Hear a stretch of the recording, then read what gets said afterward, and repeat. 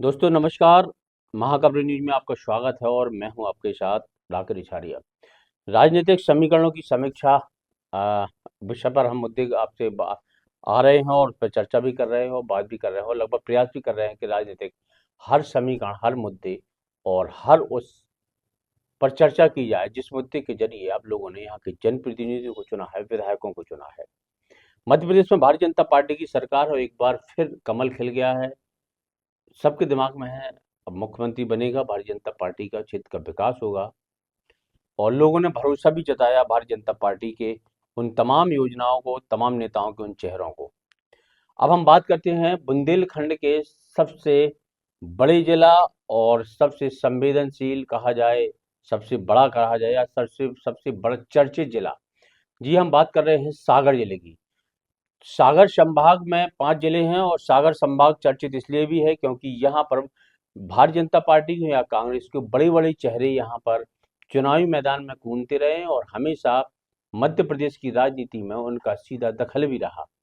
चाहे गोपाल भार्गव हों या भूपेंद्र सिंह हों या गोविंद सिंह राजपूत, ऐसे कई बड़े चेहरे हैं सागर में जो सीधा मध्य प्रदेश की राजनीति को प्रभावित करते हैं और सुर्खियों में भी रहते हैं और कई अहम योगदान है उनको सरकार बनाने में और गिराने में।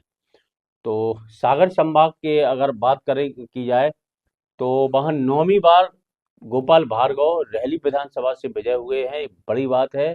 और हमें लग रहा है मध्य प्रदेश में सबसे इतिहास रचने जा रहे हैं कि 9वीं बार वो कैबिनेट में पहुंचेंगे और विधानसभा में एक बार फिर शपथ लेने जा रहे हैं। 7 सीटों पर वहाँ भारतीय जनता पार्टी ने इतिहास रचा है और एक पर कांग्रेस काबिज होने में सफल रही। कुल मिलाकर सागर में 8 विधानसभा सीटें हैं जिसमें 7 पर भाजपा और एक पर कांग्रेस ने जीत हासिल की है। वहां भी कांग्रेस किसी तरीके से अपनी नाक बचाने में कामयाब रही। तो सबसे पहले बात करते हैं अपन देवरी विधानसभा की, जो सागर जिले में आते हैं। देवरी विधानसभा, वहां हर्ष यादव है, कांग्रेस का बड़ा चेहरा रहे, मंत्री रहे और काफी कुछ एक्टिव भी है कांग्रेस की राजनीति में वो। देवरी विधानसभा से कांग्रेस पार्टी ने उनको मौका दिया था और वहीं भारतीय जनता पार्टी ने ब्रिज बिहारी पटेरिया को वहां मौका दिया था और ब्रिज बिहारी पटेरिया वहां से भारतीय जनता पार्टी के उम्मीदवार थे।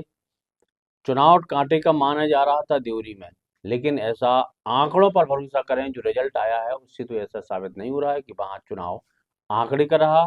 कुल मिलाकर देखा जाए तो ब्रज बिहारी पटेल जो भारतीय जनता पार्टी के उम्मीदवार थे, उनको 94,932 वोट मिले हैं, जो अपने आप में एक बड़ी बात है। और हर्ष यादव जो कांग्रेस से चुनावी मैदान में थे, उनको 67,709 वोट मिले। कुल मिलाकर भाजपा को 55.17% वोट मिले हैं और कांग्रेस उम्मीदवार को महज 39.35% वोट मिले हैं। यहाँ भारतीय जनता पार्टी और कांग्रेस के बीच सीधी टक्कर थी और यहाँ पर देखा जाए तो भारतीय जनता पार्टी देवरी में जीत गई है। ब्रज बिहारी पटेरिया अब विधानसभा पहुंचेंगे। अब देवरी विधानसभा में हालांकि जो जादू दिख रहा था कि हर्ष यादव बड़ा काम करेंगे, ऐसा वहां चला नहीं। वहां भी लाडली बहना कह लें, बड़े चेहरों का ले वहां उनका असर दिखा भी है। अब सागर विधानसभा की बात करें तो सागर विधानसभा से भारतीय जनता पार्टी ने पुराने चेहरे यानी शैलेंद्र जैन पर भरोसा जताया है। वहीं कांग्रेस ने भी निधि जैन पर भरोसा जताया जताया है। बता दूं कि भाजपा के शैलेंद्र जैन और कांग्रेस की निधि जैन आपस में रिश्तेदार हैं और सगे रिश्तेदार हैं। भारतीय जनता पार्टी ने जैसे ही शैलेंद्र जैन को मौका दिया, कांग्रेस पार्टी ने तुरंत का फेंकते हुए उनके रिश्तेदार को मौका दिया और लग रहा था कि वहां सीधी फाइट है भाजपा और कांग्रेस के बीच। लेकिन जब वहां परिणाम आए, लोगों का लोगों ने मन बनाया, तो निश्चित तौर पर भारतीय जनता पार्टी के पक्ष में वहां मतदान ज्यादा हुआ। कुल मिलाकर देखा जाए तो शैलेंद्र जैन को 74,769 वोट मिले हैं, जो 52 अच्छा उनको वोट यहाँ परसेंटेज मिला है।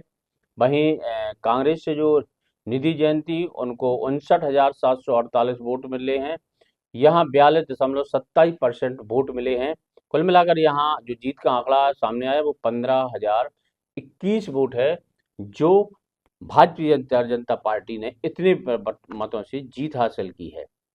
यहाँ भी सागर संभाग इसलिए भी चर्चित रहा, सागर संभाग की वो सागर जिले इसलिए है क्योंकि शैलेंद्र जैन इस बार बहुत कशमकश की स्थिति में, तो मतदाता भी वहाँ बहुत कशमकश की स्थिति में रहा, क्योंकि एक ही परिवार से 2 लोग चुनाव में मैदान में थे, भाजपा से भी और कांग्रेस से। लेकिन यहाँ ऐसा जादू चला नहीं, शिवराज का जादू चला, लाडली बहनें यहाँ उभर कर आई और उन्होंने भारतीय जनता पार्टी के पक्ष में मतदान किया। अब बात करें रहली विधानसभा की, बार तो मंत्री पद की वो शपथ ले चुके हैं, 2018 में भी और इसके पहले भी वो लगातार चुनाव जीतते रहे हैं। गोपाल भार्गव का मध्य प्रदेश की राजनीति में बड़ा नाम है और गोपाल भार्गव के विरोध में इस बार कांग्रेस पार्टी ने एक नए उम्मीदवार महिला कैंडिडेट को यहाँ उतारा, ज्योति पटेल। ओबीसी फैक्टर को यहाँ प्रभावित करने की कोशिश की, लेकिन यहाँ ऐसा उनका जादू चला नहीं। दिल्ली से भी जनता ने फिर गोपाल भार्गव पर भरोसा जताया और 1,30,916 वोट गोपाल भार्गव को मिले, जबकि ज्योति पटेल कांग्रेस के उम्मीदवार हैं, उनको महज 58,116 वोट मिले। बात करें वहां के वोट परसेंटेज की, तो 67.4% वोट भारतीय जनता पार्टी के पक्ष में गए, यानी गोपाल भार्गव के पक्ष में गया।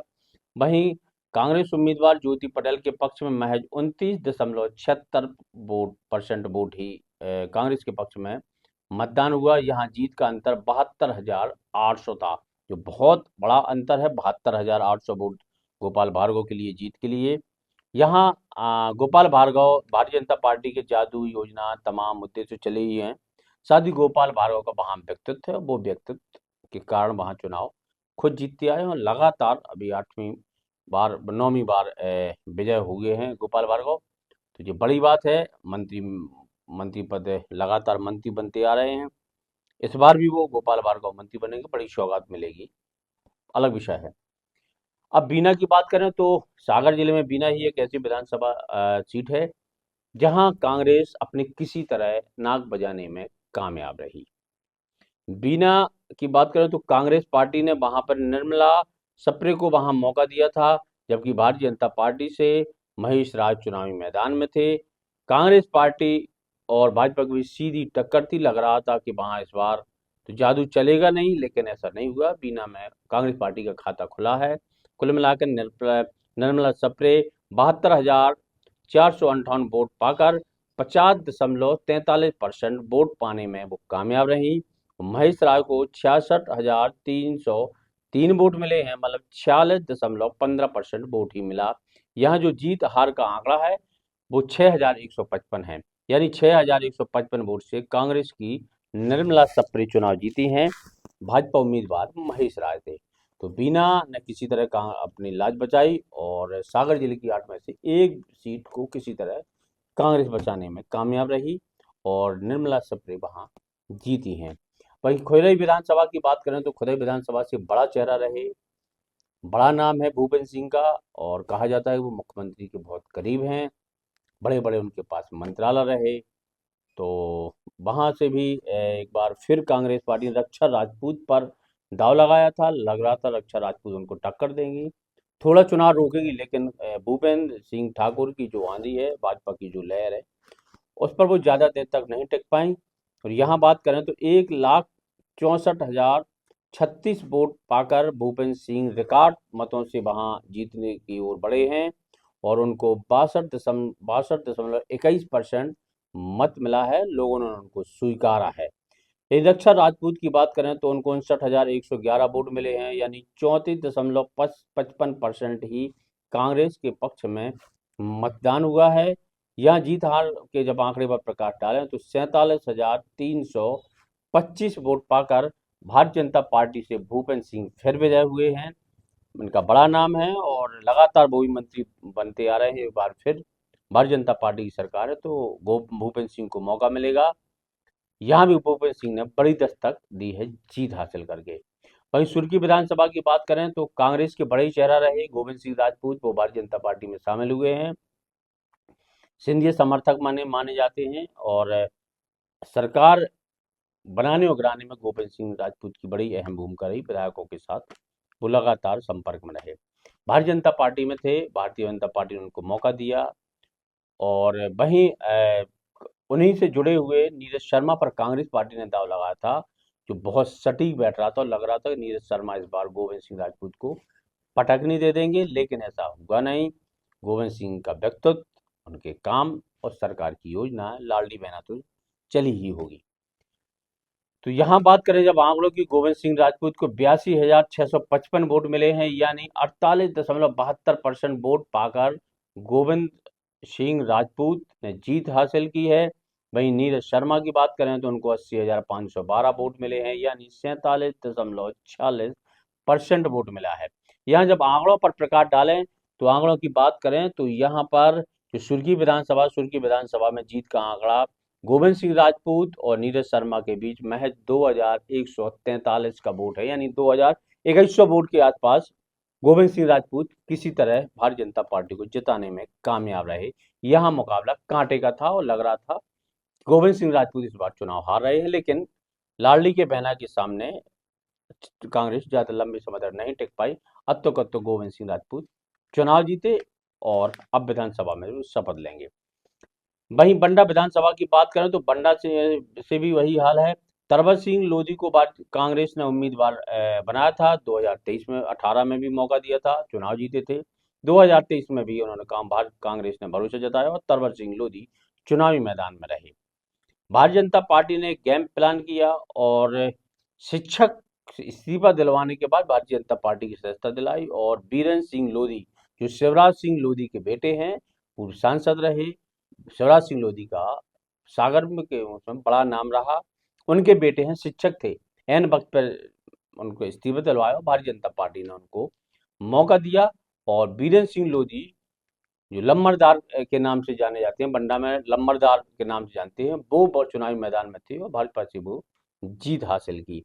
यहाँ जब आंकड़ों पर प्रकाश डालें तो 90,911 वोट भारतीय जनता पार्टी के उम्मीदवार बीरेंद्र सिंह लोधी को मिला, जो बंडा विधानसभा क्षेत्र से उम्मीदवार हैं, यानी उनको 46.83% वोट मिला है, जो काफी हद तक एक शिक्षक को वोट मिला है। और यूं कहा जाए कि भारतीय जनता पार्टी की योजनाओं को, भारतीय जनता पार्टी के कामों को, उनके विकास को जनता ने स्वीकारा है और बीरेंद्र सिंह लोधी जो शिक्षक थे अब वो विधायक बन गए हैं। भाई कांग्रेस की बात करें तो कांग्रेस ने भी तरवर सिंह लोधी पर भरोसा जताया है। 2018 में तरवर सिंह लोधी कांग्रेस से चुनाव जीते थे, वो विधायक रहे। इस बार भी कांग्रेस से मौका मिला, लेकिन 56,100 वोट पाना मुश्किल से मिला उनको, यानी 28.93% वोट मिला कांग्रेस उम्मीदवार तरवर सिंह लोधी को बंडा विधानसभा से।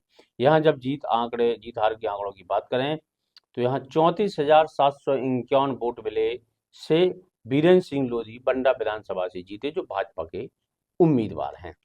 भाई नरियावली विधानसभा जो कहा जाए SC ST उसमें आती है सीट नरियावली विधानसभा। यहाँ प्रदीप सिंह लारिया भारतीय जनता पार्टी के पुराने चेहरा हैं, विधायक भी रहे और 2-3 बार से लगातार वो जीतते भी रहे। इस बार भी भारतीय जनता पार्टी ने उनको मौका दिया। प्रदीप सिंह लारिया की जब बात करें तो उनको 88,200 वोट मिले, 202 वोट मिले हैं। वहीं जब वोट परसेंटेज पर प्रकाश डालें तो 52.02% वोट मिला है प्रदीप लारिया को, जो भारतीय जनता पार्टी के उम्मीदवार भी रहे और पहले से विधायक है। भारतीय जनता पार्टी ने इस बार फिर भरोसा जताया था प्रदीप सिंह लारिया पर, जो नरियाली विधानसभा है सागर जिले में। वही कांग्रेस की बात करें तो सुरेंद्र चौधरी पर कांग्रेस ने भरोसा जताया और सुरेंद्र सिंह चौधरी लग रहा था बहुत अच्छा फाइट करेंगे, बहुत डिफीट देंगे, लेकिन ऐसा चल नहीं पाया। कांग्रेस के 11 वचन थे वो जनता ने स्वीकार नहीं किए, या यूं कहें कि कांग्रेस प्रत्याशी चयन को लेकर भी तमाम महाटकलों का दौर रहा। तो सुरेंद्र सिंह चौधरी कांग्रेस से उम्मीदवार रहे और 73,790 वोट सुरेंद्र सिंह चौधरी को मिले। यहाँ भी 43.52% वोट पाने में सुरेंद्र सिंह चौधरी कामयाब रहे। यहाँ जीत हार के आंकड़ों पर प्रकाश डालें तो 14,400 वोट से नरियाली विधानसभा से भारतीय जनता पार्टी के प्रदीप लारिया जीते, यानी सुरेंद्र चौधरी 14,412 वोट से हारे। जब पूरे समीक्षा सागर जिले की बात करें तो 8 विधानसभा सीटों में से 7 भाजपा के खाते में चली गई, 1 कांग्रेस के पास है। जो बीना विधानसभा है वो निर्मला सप्रे किसी तरह चुनाव जीतने में कामयाब रही। सागर से बड़े चेहरे हैं, बड़े नाम हैं भारतीय जनता पार्टी के, तो साफ जाहिर है कि भारतीय जनता पार्टी का वहां कमल खिलना जरूरी था, क्योंकि दाव इज्जत सभी नेताओं की लगी थी और बड़े चेहरे थे। और सरकार बनाने में भी बहुत योगदान निभाते हैं। तो अभी हमने सागर संभाग की समीक्षा की, सागर संभाग के आंकड़ों को आपके सामने रखा कि किस तरह वहां जादू चला, जो प्रत्याशियों का चयन था, कांग्रेस पार्टी या भाजपा पार्टी कहाँ चूक या किसके पक्ष में हुआ, जनता ने इसको स्वीकारा और जनता ने इसको स्वीकारते हुए एक जनादेश आधार भी दिया और मैंडेट भारतीय जनता पार्टी के पक्ष में है, यानी भारतीय जनता पार्टी की सरकार बनेगी। तो सागर जिले के हमने 8 विधानसभा का विश्लेषण किया और बताने की कोशिश की कि किस तरह उम्मीदवार चुनाव मैदान में रहे और कितनी विधानसभा भारतीय जनता पार्टी या कांग्रेस के खाते में है। हाँ, एक बात और बता दूं कि सागर विधानसभा जिले की विधानसभाओं में सीधी टक्कर भाजपा और कांग्रेस की रही। यहाँ सपा, बसपा या कहें कि आम आदमी पार्टी, इनमें से कोई खास असर नहीं डाल पाए, इसलिए उनको उनके बारे में हमने नहीं बताया। बीना जब मैं जरूर सुधीर यादव को 24,412 वोट मिले थे, जो एक बड़ी बात है। और सुधीर यादव भी भारतीय जनता पार्टी से टिकट की मांग करती रहे थे, लेकिन उनको नहीं मिली। उन्होंने बीएसपी का दामन थामा, आम आदमी का दामन थामा और 24,452 वोट मिले थे। कुल मिलाकर भारतीय जनता पार्टी और कांग्रेस के बीच में सीधी टक्कर सागर जिले की सभी सीटों पर रही। तो बने रहिए महाखबर न्यूज के साथ। मैं हूं राकेश आचार्य। नमस्कार।